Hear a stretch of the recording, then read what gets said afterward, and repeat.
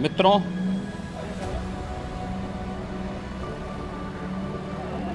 देश के यशस्वी प्रधानमंत्री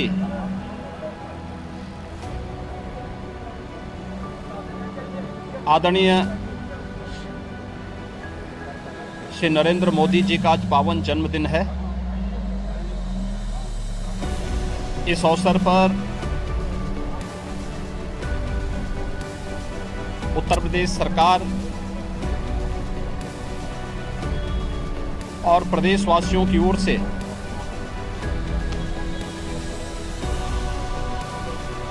आदरणीय प्रधानमंत्री जी के प्रति जन्मदिन की हार्दिक बधाई देते हुए उनके उत्तम और दीर्घ जीवन की कामना हम सब करते हैं। ये हम सब का सौभाग्य है कि देश की संसद में आदरणीय प्रधानमंत्री जी उत्तर प्रदेश का प्रतिनिधित्व करते हैं।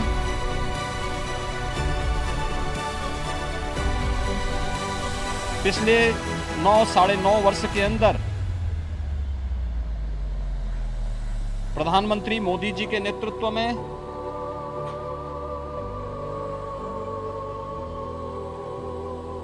एक 140 करोड़ की भारत की आबादी ने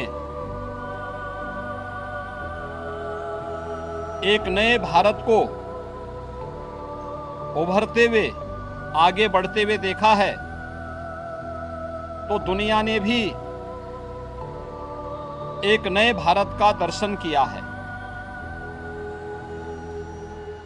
आजादी के बाद पहली बार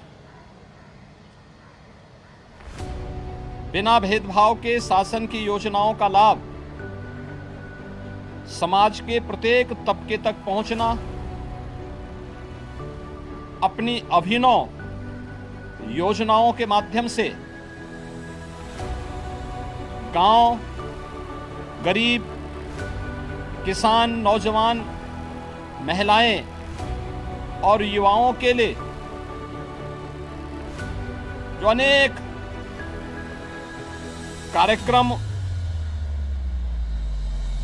पिछले 9-9.5 वर्ष के अंदर प्रारंभ हुए हैं, इन्होंने देश के करोड़ों लोगों के जीवन में व्यापक परिवर्तन करने का कार्य किया है। आज इसी का परिणाम है कि भारत के अंदर 140 करोड़ जनमानस के मन में जहां एक नया आत्मविश्वास भरा है, तो वैश्विक मंच पर भी भारत की प्रतिष्ठा बढ़ने के साथ ही भारत को आज आम भारत के नागरिकों के प्रति भी एक सम्मान का भाव दुनिया के अंदर देखने को मिला है। अनेक योजनाएं पहली बार हुआ है कि किसान और कृषि ये किसी शासन के एजेंडे की प्राथमिक सूची में आए हों। ये पहली बार हुआ है जब युवाओं के लिए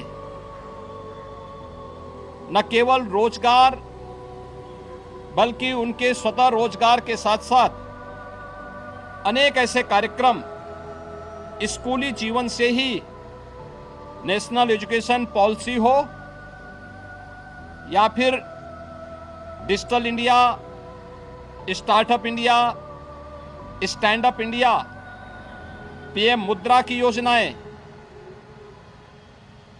बेटियों और महिलाओं के लिए भी अनेक प्रकार के कार्यक्रम, बेटी बचाओ बेटी पढ़ाओ से लेकर के इन कार्यक्रमों ने उनके जीवन में व्यापक परिवर्तन करके एक नया आत्मविश्वास भरा है। पहली बार देश के अंदर अपनी विरासत के प्रति गौरव की अनुभूति होते हुए भी देखा है। पिछले 9 वर्ष के अंदर भारतवासियों ने योग को वैश्विक मान्यता मिलना, आयुष को इस सदी की सबसे बड़ी महामारी के दौरान दुनिया भर में आयुष पद्धति के प्रति एक नया आकर्षण होना, काशी में काशी विश्वनाथ धाम आज दुनिया को अपनी ओर आकर्षित कर रही है। केदारपुरी का पुनरुद्धार का कार्य आज उत्तराखंड के 4 धाम को एक नई ऊंचाई प्रदान कर रहा है। सोमनाथ का पावन मंदिर हो या महाकाल का महालोक, इन सबको अपने सामने वर्तमान पीढ़ी एक नए रूप में देख रही है। तो अयोध्या में 500 वर्षों के बाद श्री राम जन्मभूमि पर प्रभु श्री राम के भव्य मंदिर का निर्माण का कार्य भी ये विरासत के प्रति सम्मान और अटूट आस्था का भाव प्रदर्शित करते हुए दिखाई दे रहा है। डिजिटल इंडिया के माध्यम से आज जो परिवर्तन देश के अंदर देखने को मिला है, भ्रष्टाचार पर जिस प्रकार का प्रहार हुआ है, ये सर्वविदित है। अपने नागरिकों के प्रति एक सरकार की संवेदना किस रूप में होनी चाहिए। अनेक ईज ऑफ लिविंग के कार्यक्रम, बिना भेदभाव के गरीबों को मकान मिलना, बिना भेदभाव के हर गरीब को रसोई गैस के कनेक्शन उपलब्ध हो जाना, हर गरीब के घर में शौचालय उपलब्ध हो जाना, गरीब को घर में उजाला लाने के लिए सौभाग्य जैसी योजनाओं को आगे बढ़ा देना, ये तमाम कार्यक्रम गरीब कल्याणकारी योजनाओं को आगे बढ़ाने का कार्य करता है। तो एक विकसित भारत के रूप में इंफ्रास्ट्रक्चर के क्षेत्र में जो क्रांतिकारी परिवर्तन देखने को मिला है वह अभूतपूर्व है। आर्थिक महाशक्ति के रूप में बढ़ते हुए नए भारत को सबने देखा है और G20 समिट के माध्यम से न्यू दिल्ली लीडर्स डिक्लेरेशन के माध्यम से दुनिया ने भारत की ताकत का एहसास भी आज किया है। ऐसे यशस्वी नेतृत्व के धनी आदरणीय प्रधानमंत्री जी का आज पावन जन्मदिन है। अभी प्रधानमंत्री जी के पावन जन्मदिन को उत्तर प्रदेश सूचना और जनसंपर्क विभाग ने एक प्रदर्शनी के माध्यम से उनके जीवन के विभिन्न पहलुओं को प्रदर्शनी के माध्यम से, जिससे समाज में वर्तमान पीढ़ी को आगे बढ़ने की एक नई प्रेरणा प्राप्त हो सकती है। समाज और राष्ट्र के प्रति समर्पण का एक नया भाव पैदा होगा। इस विश्वास के साथ इस प्रदर्शनी के अवलोकन करने का अवसर लखनऊ वासियों को और प्रदेशवासियों को प्राप्त होगा। इस अवसर पर मैं एक बार फिर से उत्तर प्रदेश सरकार और उत्तर प्रदेश वासियों की ओर से आदरणीय प्रधानमंत्री जी को उनके पावन जन्मदिन की हृदय से बधाई देता हूं। उनका नेतृत्व और उनका मार्गदर्शन एक लंबे समय तक देश को प्राप्त हो, इसके लिए प्रभु श्री राम से प्रार्थना करता हूं। जय हिंद।